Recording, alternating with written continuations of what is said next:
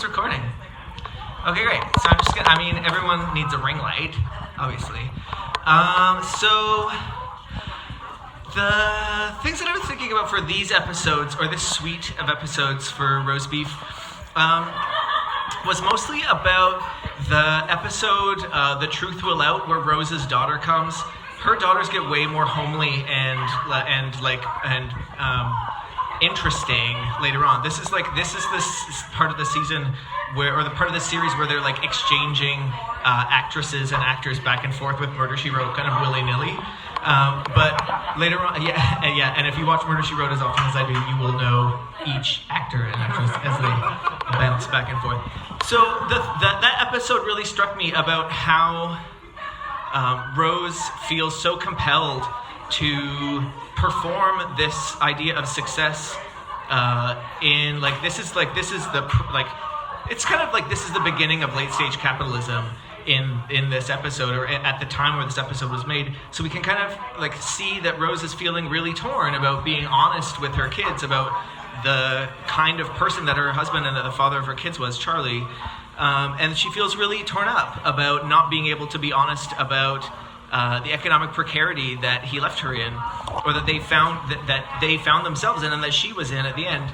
And I just find it really beautiful that the girls have created this kind of cluster of support for each other, where they do things like in this last episode where they decide that they don't want to spend the extra money because they don't have it. They don't have extra money to spend on getting a plumber. So they're going to fix the toilet themselves. They're going to teach themselves how to do this. So I broke the lock to my apartment, and me and my friend Googled YouTube videos, or you put into the search function on YouTube. We didn't Google them, but we put into the search function on YouTube, which is a thing you can do to search YouTube videos, on how to key a lock, or how to repin a lock. So we repinned the lock, and it worked for another 6 months, and then I just lied to my landlord and said that it totally busted and I had nothing to do with it, and then until he replaced it, because I had too many things for him to fix at the time, so I felt like I couldn't give him another one.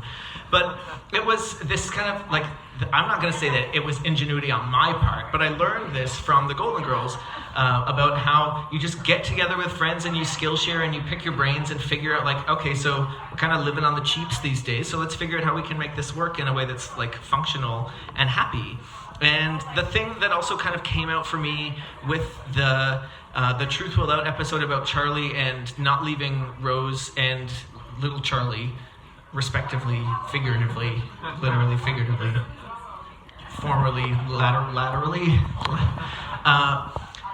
was it reminded me of my gay spiritual dad, Doug, who when I think about my genetic dad came to visit and stayed with me in my dingy little apartment 3 blocks away about 6 months ago, and he said something that I thought was really beautiful. He said, "I hope that you haven't felt compelled to maintain the same," I don't think he used the word charade, but the same level of performed success as your siblings. My siblings are both PhDs. They both have cars and spouses and kids and multiple properties, and that's not my life, and it's not my life by choice. And I really appreciated that he saw what my priorities were and reflected them back in a way that showed support. And and that was good, because I had made a decision when I saw my gay spiritual dad, Doug, die in a hospice of AIDS accelerated cancer in Montreal about 5 years ago.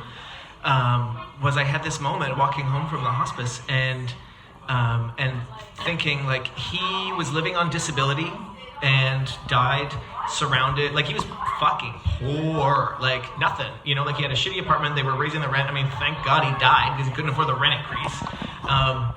That was funnier, I thought, in my head.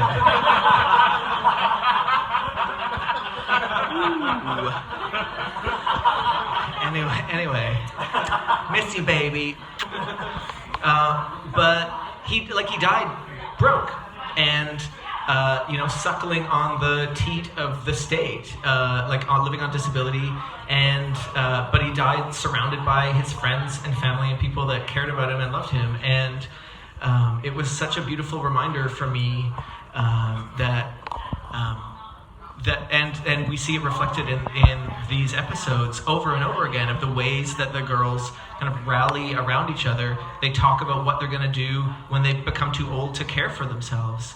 And there's an episode where they steal one of Sophia's friends from a nursing home so that they can care for her. And then when they realize they can't do it at home, they raise money to find it. Well, I don't want to spoil all the episodes, but this idea of coming together as a community and as a group of people that care about each other, and forming chosen family as a response to the bullshittery of capitalism that I think the girls do so well. So that's all I got to say.